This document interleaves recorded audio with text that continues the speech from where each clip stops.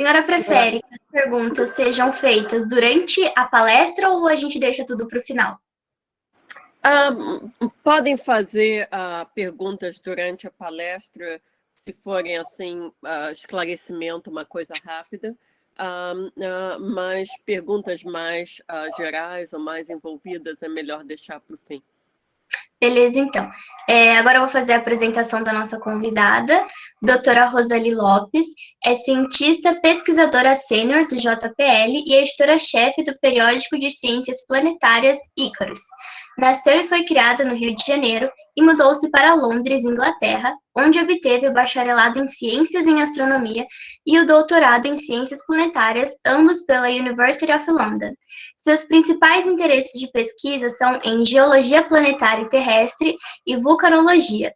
Durante seu PhD, ela viajou extensivamente para vulcões ativos, particularmente o Monte Etna, na Sicília, e tornou-se membro da equipe de vigilância da erupção vulcânica no Reino Unido.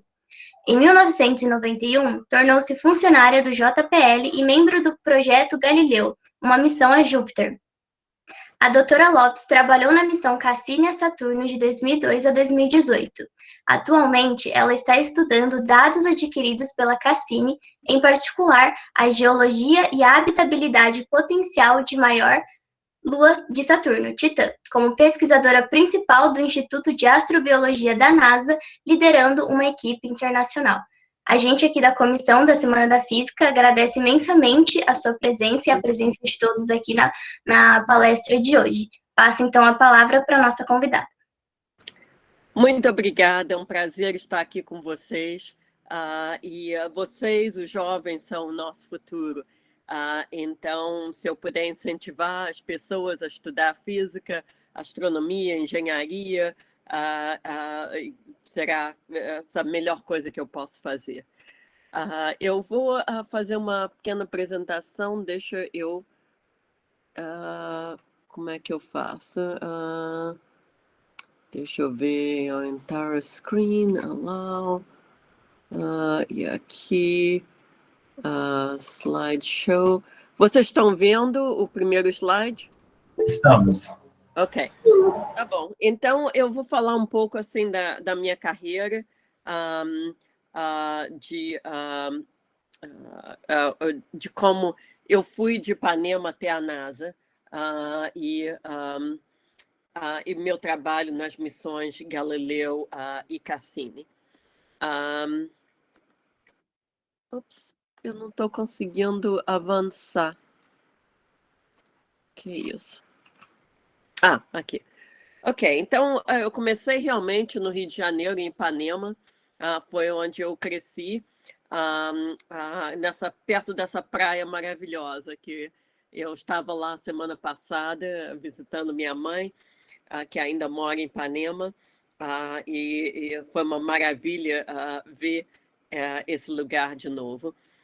E desde muito pequena, que eu estava nessa foto do meio, eu estava na escola primária, eu comecei a me interessar muito pelas estrelas, pela Lua, e principalmente pelo programa Apollo, a Corrida à Lua, que quando eu era pequena, os americanos e os russos estavam tentando ir à Lua, quem ia ser o primeiro a pousar um homem na Lua.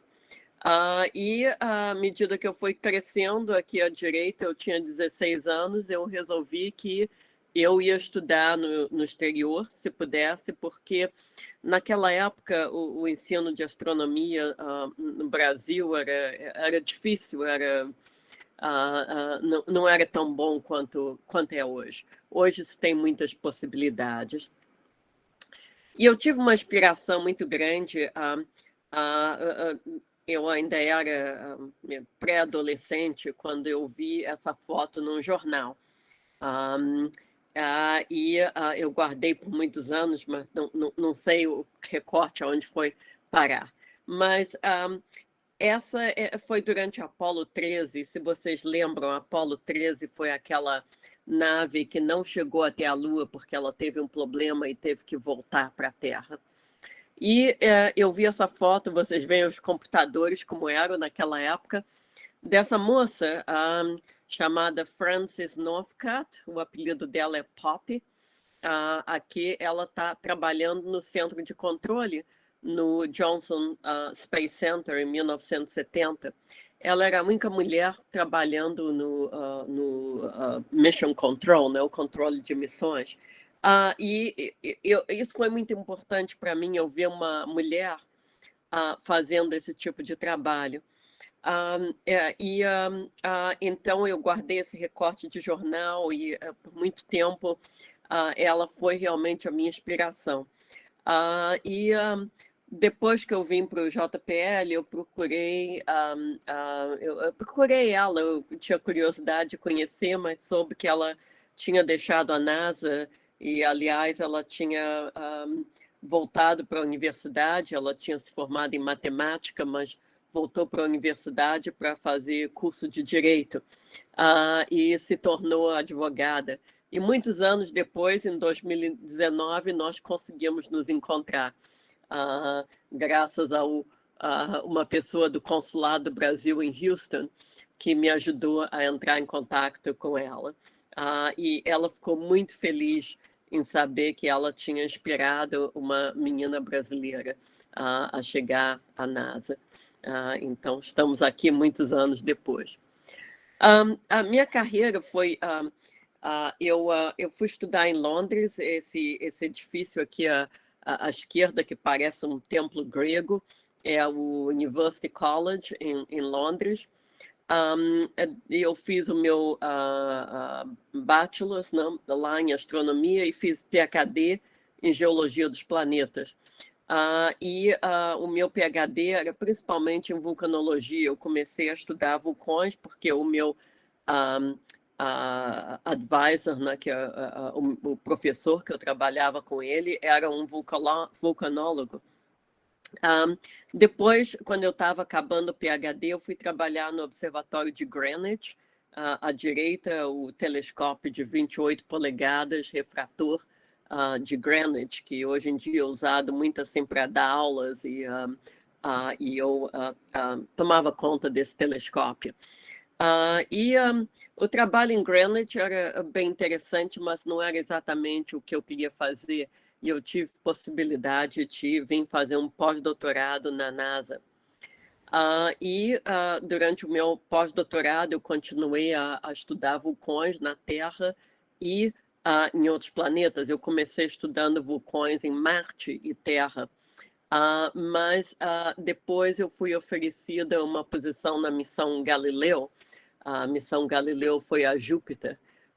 E aí eu comecei a estudar a lua vulcânica de Júpiter, Io. Aqui eu estou no Havaí. Vocês veem que essa lava ainda está... o fluxo de lava ainda está correndo.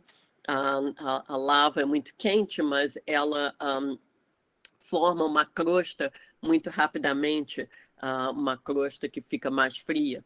Então, é até possível você estar andando em cima de lava que por baixo ainda está correndo. E aqui é uma foto tirada por um colega meu do Havaí, e isso é o que a gente chama de um chafariz de lava.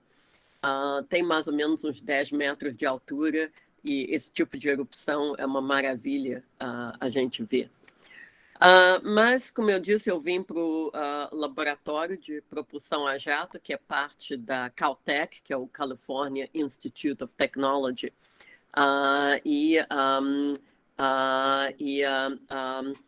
Eles fazem muita tecnologia e exploram o sistema solar todo. E a missão Galileu foi... uma missão que foi lançada pelo Shuttle. Foi por motivos de que o Shuttle estava operando na época, ela foi lançada, foi levada até acima da atmosfera pelo Shuttle e foi lançada pelo Shuttle. É claro que isso não é uma foto, é um desenho feito por um artista. Aí ela foi em rumo a Júpiter e as luas de Júpiter. Essa é uma imagem, uma composição de imagens tiradas pela Voyager, que foi a missão que passou por Júpiter, explorou Júpiter e as luas pela primeira vez. Então, as luas que nós chamamos dos satélites de Galileu são Io, que é a lua vulcânica, Europa, Ganymede e Calisto. E são chamadas de luas de Galileu porque Galileu descobriu essas luas com o telescópio dele. E a lua que eu estudei foi Io, a lua vulcânica. Também ela é apelidada de lua de pizza, porque ela parece uma pizza. O que vocês estão vendo, esses amarelos e vermelhos, são cores de enxofre, porque Io tem muito enxofre na superfície. E a gente acha na Terra também enxofre nos vulcões da Terra. Todas essas áreas mais escuras são áreas onde lava ainda está ativa, ainda está correndo. Io também tem plumas vulcânicas que vão 100 quilômetros ou mais. A maior que nós detectamos foi 500 quilômetros acima da superfície. Então, aqui é a pluma de um vulcão chamado Pilan, e aqui a sombra de uma pluma de outro chamado Prometheus. Né? E eu estudei Io não com as imagens no visível, mas as imagens no infravermelho. Então, aqui é uma comparação do visível com o infravermelho. E no infravermelho você pode detectar o calor dos vulcões. Então, foi assim que eu detectei 71 vulcões em Io, que ninguém sabia que eram ativos. E esse é um dos meus favoritos. É uma caldeira, tem mais ou menos 70 quilômetros de largura, e se chama Tupã. Eu sugeri o nome do deus brasileiro de fogo e trovões, de trovão, porque os nomes em Io são todos dados nomes mitológicos de heróis e figuras mitológicas, deuses que têm algo a ver com fogo, trovão, vulcão. Então eu vi que não tinha nenhum nome brasileiro, e eu sugeri esse nome, e aceitaram a União Internacional de Astronomia. E também um outro vulcão, eu sugeri o nome de Monan, que é um deus indígena também, que também foi aceito. E essa caldeira é muito interessante. Todas as partes escuras que vocês estão vendo é onde a lava é mais quente. E aqui no meio ele tem essa caldeira, tem assim como se fosse uma ilha. E a ilha não é quente, é fria, porque o enxofre, o dióxido de enxofre, se acumula nos lugares mais frios, não onde está quente. E aqui onde a lava já esfriou e formou uma crosta. Mas esse é um dos lugares mais interessantes de Io, e esses verdes que vocês veem aqui, como se fossem assim, fluxos de alguma coisa verde, são enxofre derretido, depósitos de enxofre que se derreteram. E um artista que eu já colaborei com ele, o Michael Carroll, ele fez essa pintura como se fosse no interior dessa caldeira. Então, as partes aqui mais frias, você vendo o enxofre, que pode ter cores diferentes, como verde, ou como amarelo, ou como vermelho. O Michael Carroll é o que a gente chama de um artista do espaço, space artist. E eles, a arte que eles fazem são assim uma mistura de arte e ciência, imaginando como que seria a superfície de um planeta ou de uma lua, por exemplo.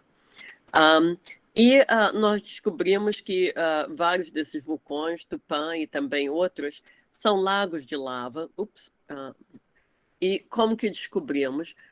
Porque no infravermelho, por exemplo, nessa caldeira, que se chama Loki, nós podemos ver que as margens dessa cratera, essa também tem uma ilha fria no meio, são mais quentes do que outras partes mais no interior. Então, o que acontece aqui é uma no Havaí. Essas margens quentes, é assim, como eu disse, a lava esfria muito rápida quando ela chega na superfície. Mas a lava também é muito bom isolante de temperatura. Então, na superfície, esse lago de lava esfria, né? Essa lava escura, é onde está mais fria, mas forma uma crosta assim, mas embaixo ela ainda está líquida. Então, à medida que ela vai batendo nas paredes da caldeira, ela vai quebrando. Então, tem uma coisa muito característica em lagos de lava, que é essas margens que são mais quentes. E nós vimos isso em Io. E, como eu gosto de estudar vulcões na Terra, eu já estudei principalmente lagos de lava. Esse aqui à esquerda é nas ilhas de Vanuatu, ou Vanuatu, é a ilha de Ambrym. E tem um lago de lava assim, a uns 100 metros de profundidade. Eu estava aqui com um programa, um programa brasileiro, e eles filmaram lá e eu fui com eles. Aqui é um outro tipo de erupção, não um lago de lava, mas erupção que a gente chama stromboliana, também em Vanuatu, mas é uma outra ilha. E aqui eu estou com 2 colegas na Etiópia, num lugar onde tem muito depósito de enxofre também, e nós achamos parecido com Io. Nós fomos estudar na Etiópia um lago de lava, mas paramos nesse lugar que se chama Dalol, porque é um lugar lindíssimo com esses depósitos de enxofre. E aqui é o lago de lava na Etiópia, se chama Erta Ali, e eu vou mostrar aqui o filme para vocês verem. Aqui são as paredes, então vocês veem que perto da parede, como a lava ainda está líquida, aqui as partes escuras foi onde ela esfriou, mas ainda está, à medida que vai quebrando contra as paredes, ela ainda está líquida. Então, eu acho a coisa mais linda do mundo ver esses lagos de lava ou vulcões em erupção. Outras pessoas talvez não concordem, mas aqui a lava se rachando também. E em alguns segundos nós vamos mostrar a imagem no infravermelho. Aqui está a imagem no infravermelho. Então nós usamos uma câmera no infravermelho para medir a distribuição de temperaturas e tentar comparar com as distribuições de temperatura que nós vemos nesses lagos de lava em Io. Então, nesse lago, você pode chegar até a beira. É mais fácil do que no outro lago de lava de Vanuatu. Vamos para o próximo. Então, a missão Galileu foi uma missão extraordinária, porque uma coisa que aconteceu com a Galileu é que a antena principal não abriu. Então, vocês veem aqui um desenho da nave. Essa antena era para abrir completamente, como se fosse um guarda-chuva, mas ela não abriu, teve um problema. Então, nós tivemos que usar uma antena muito pequena para comunicação e para mandar todos os dados para a Terra. Então, o que nós podemos fazer com a missão, não podemos colher tantas imagens como a gente queria. A gente tinha que planejar muito bem qual as imagens, quais os dados que a gente ia retornar. E no final nós retornamos só 30 gigabytes, né, de dados. a data rate, quer dizer, a gente mandava transmitia para a Terra com só 160 bits per second, né, que era muito pouco. E a nave, o computador da nave, a capacidade do computador era muito menor do que os seus telefones celulares. Era mais ou menos como nos primeiros computadores que o pessoal tinha em casa, que nenhum de vocês ia saber ou se lembrar, mas eu me lembro. Mas a nave sobreviveu a mais de 4 vezes a dose de radiação que ela tinha que ela foi planejada para sobreviver. Porque ao redor de Júpiter tem um campo de radiação muito forte, então é muito difícil para naves e instrumentos. E ela teve vários problemas, mas teve engenheiros fabulosos que a gente conseguiu superar todos os problemas. E a próxima missão que eu trabalhei foi a Cassini, que foi lançada em 1997. Eu comecei na Cassini só em 2002, quando a Galileu já estava acabando. E essas naves para Júpiter, Saturno, demoram muito tempo. Ela foi numa trajetória que levou a Vênus primeiro para fazer o que nós chamamos de uma manobra de Stirling, para aumentar a velocidade da nave. Então, chegou só em 2004 a Saturno. A Cassini foi a maior nave interplanetária que já foi mandada até hoje. Era mais ou menos do tamanho de um ônibus de 2 andares, de quase 7 metros de altura, e tinha 12 instrumentos, então uma nave bem complexa. Nós chegamos em Saturno em 2004.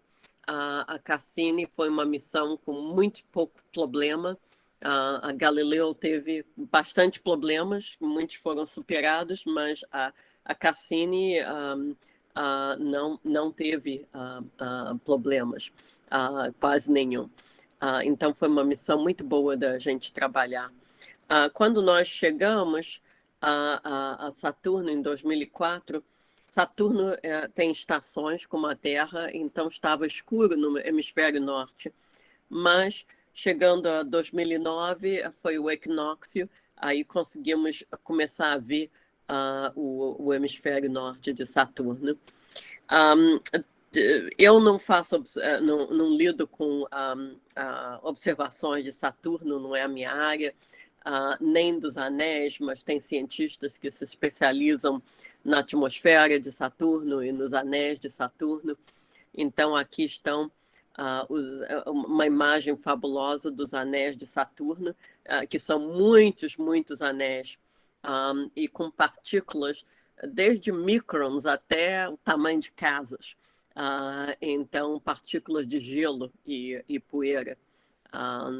E aqui nós vemos essa parte mais escura, é o que se chama de divisão de Cassini, descobertas pelo cientista Cassini, e pensava-se que não tivesse nada, que fosse realmente um vazio, mas a nossa nave Cassini mostrou que tem anéis, um monte de anéis menores nessa divisão. Isso é uma das imagens mais bonitas feita pela Cassini. O Sol está atrás do planeta, então iluminando os anéis, inclusive iluminando esse anel muito tênue aqui, que se chama, é designado pela letra E, o anel E.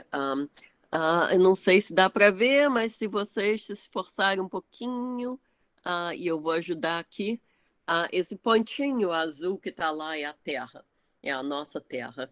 Isso é a nossa Terra vista de Saturno. Uma das descobertas mais importantes foi sobre a Lua Enceladus, que é uma lua pequena, de só 504 quilômetros de diâmetro. Nós notamos que essa Lua que é gelada, tem uma superfície gelada, tem fraturas perto do Polo Sul, que nós apelidamos de linhas de tigre, porque parece essas faixas que os tigres têm. E descobrimos que vapor d'água sai dessas fraturas. Então, Encelados têm como se fosse geysers, né, na Terra, onde o material do interior está saindo para a superfície. O interior dessa lua não tem lava, como se fosse rocha derretida. Essas luas geladas, no interior tem água. Então, isso é o que nós chamamos de criovulcanismo, ou vulcanismos gelados, quando sai essa água do interior para a superfície. Então, aqui é um esquema de como se a gente acha que é o interior dessa lua. Então, tem uma crosta de gelo, embaixo tem uma camada líquida, que é um oceano global, e aqui no Polo Sul é onde tem umas rachaduras que sai esse material do oceano, essa água. Então, Encelados é o que nós chamamos de um dos Ocean Worlds, ou mundos de oceanos. E várias luas de Júpiter, Saturno e outros planetas são o que nós chamamos de mundos com oceanos. E isso é importante porque você tendo água, tendo calor e tendo material orgânico, são 3 dos ingredientes que você precisa, teoricamente, para a vida se formar. Aqui o meu colega artista, o Michael Caro, fez uma pintura de como se você tivesse na superfície de Encelados, como você poderia ver esse vapor da água saindo. E nós fomos até fazer um projeto juntos no Erebus, que é o único vulcão ativo da Antártica, comparando as paisagens do Erebus com possíveis o que poderia estar acontecendo em Encelados. Não foi um projeto científico, foi um projeto artístico, mas eu fui como, digamos, para dar conselhos sobre a parte científica. Então, nós até escrevemos um livro depois da nossa viagem, mas foi muito interessante para mim estar no Erebus e no vulcão. Tem essas... isso aqui se chama as torres do Erebus, e isso é quando tem material realmente saindo de uma fissura, assim, a vapor, e vai se formando, se condensando e formando essas, como se fossem esculturas, mas são torres de gelo. E aqui sou eu perto dessas torres de gelo. É muito frio lá. Mas a lua realmente que eu estou estudando mais é Titã. Titã tem uma atmosfera muito espessa, é uma lua gelada também, com um oceano de água líquida embaixo da superfície de gelo, mas Titã tem uma atmosfera, então é muito difícil ver a superfície de Titã usando, por exemplo, uma câmera. Mas com a Cassini nós tivemos várias maneiras de estudar Titã, inclusive com uma sonda que foi feita pela Agência Espacial Europeia, que desceu na superfície de Titã. Então, é aqui a sonda, um desenho da sonda descendo, e tiraram imagens da superfície de Titã. E a superfície, como eu disse, Titã tem uma atmosfera muito espessa, então parece assim um dia com muito smog em Los Angeles, a gente brinca. Essas pedras que vocês veem são pedras de gelo, não pedras de rocha. Mas Titã é tão frio que o gelo é duro assim como rocha. Então, essa é a superfície de Titã.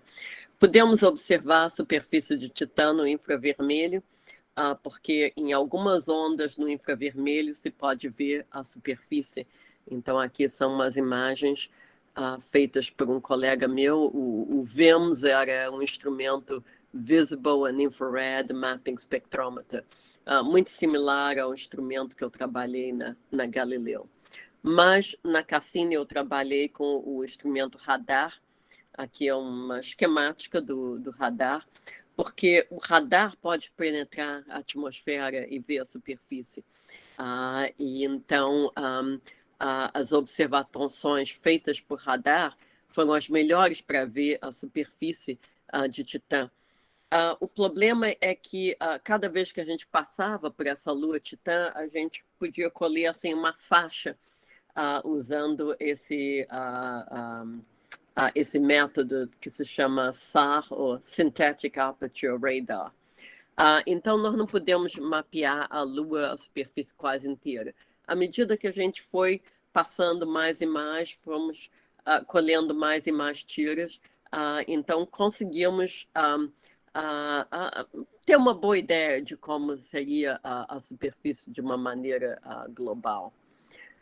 E nos concentramos principalmente no Polo Norte, a área do Polo Norte, embora a gente nunca tenha visto o Polo Norte, mas essa área toda, as cores são artificiais, mas tem lagos e mares de metano na superfície de Titã, principalmente nessa região perto do Polo Norte.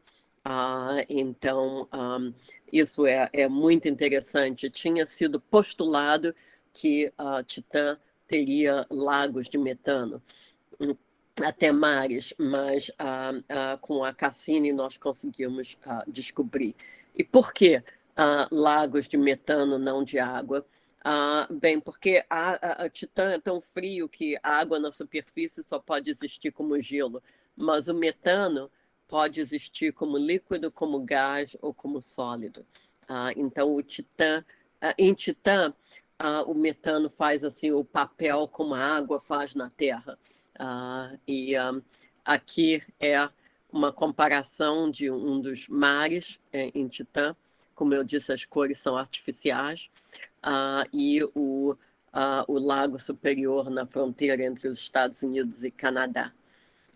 E a União Internacional de Astronomia aprovou a designação MARE, que se chama mar, né, em latim, para esses grandes lagos. Mas os lagos mesmo em Titã, os menores, os nomes são dados de acordo com lagos na Terra que têm assim, uma forma similar. Então, vocês veem aqui Bolsena, é um lago na Itália que tem mais ou menos a mesma forma. E uma estudante estava trabalhando comigo e nós precisávamos propor uns nomes para vários lagos. Eu disse, vai no Google Earth, né, e acha lagos de formas similares. E eu acho que ela queria me agradar e ela achou aqui a Lagoa Feia no Brasil. Então tem o Feia Lacos, Lago Feia em Titã, e eu nunca disse para ela o que Feia queria dizer em português. Mas hoje em dia eu estou estudando principalmente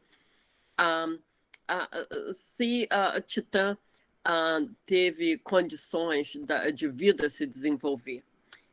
Porque Titã é uma lua muito interessante. Porque eu disse tem uma atmosfera muito espessa, bem, tem material orgânico nessa atmosfera, e esse material orgânico, como metano e outros, vai para a superfície. E nós sabemos que a superfície tem uma camada grande de material orgânico.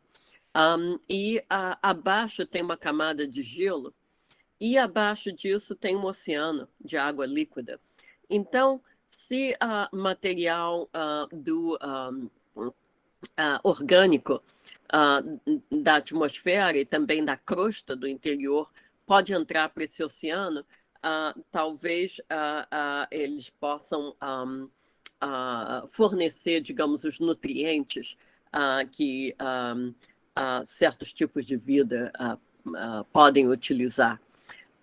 E também se esse material do oceano conter alguma biosignature, que a gente chama, alguma assinatura, indicação de vida, o criovolcanismo, o vulcanismo pode trazer esse material para a superfície e depositar na superfície para futuras missões poderem analisar. Um trabalho que eu não coloquei aqui, mas que eu estou fazendo é com um professor brasileiro de Campinas, o Álvaro Penteado Crosta. Ele estuda crateras de impacto, então fez um trabalho que está agora em revisão, esperamos que seja publicado logo, mostrando uma cratera de impacto, a maior em Titã, se o impacto poderia ter penetrado essa crosta de gelo e até o oceano e trazer material do oceano para a superfície. Então, um trabalho muito interessante. Mas a missão Cassini acabou em 2017. E como que acabou? Bem, nós tivemos que destruir essa nave. Aliás, fizemos a mesma coisa com a nave Galileu. Por quê? Porque Titã e Encelados são luas onde vida pode ter se desenvolvido. E se acabar o combustível, você não pode mais controlar a nave, a trajetória da nave. E teria possibilidade que um dia a nave podia se chocar contra uma dessas luas, e a nave não estava esterilizada teria uma possibilidade que talvez algum micróbio terrestre pudesse ir para uma dessas luas.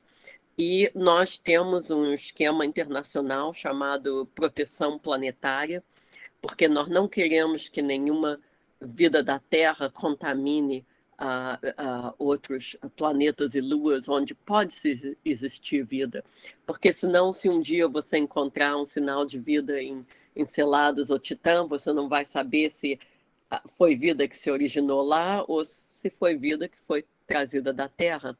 Então, a maneira de destruir a nave foi botar ela numa trajetória passando entre os anéis e Saturno.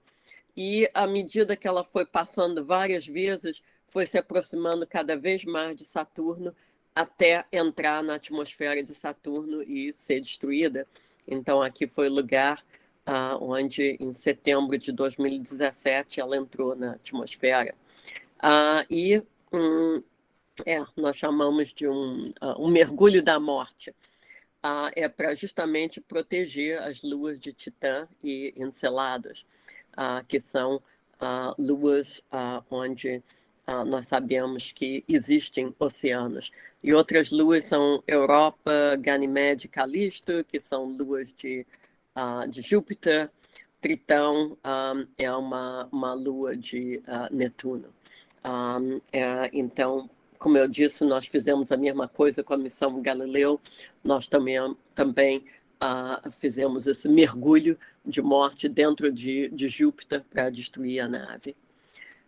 Então, aqui, a última imagem é outra imagem que nós fizemos de Saturno e os anéis com o Sol atrás, uma imagem muito linda. Aqui é mais difícil você ver onde está a Terra, mas essa imagem aqui mostra a Terra, esse pontinho azul.